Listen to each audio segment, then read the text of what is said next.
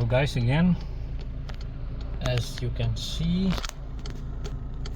the car has been fixed.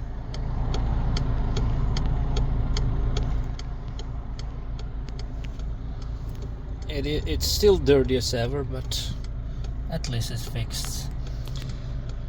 So the how this called, the technician of the auto service, he said that the part that he changed of the automatic transmission,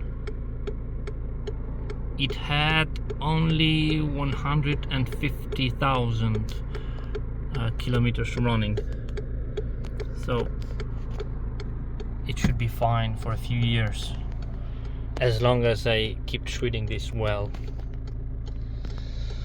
So next thing I'm gonna do is to clean from inside out. So thank you guys. I'll update you about everything else, or any tips or anything else I find out that might be helpful for all of you. Thank you then. Bye.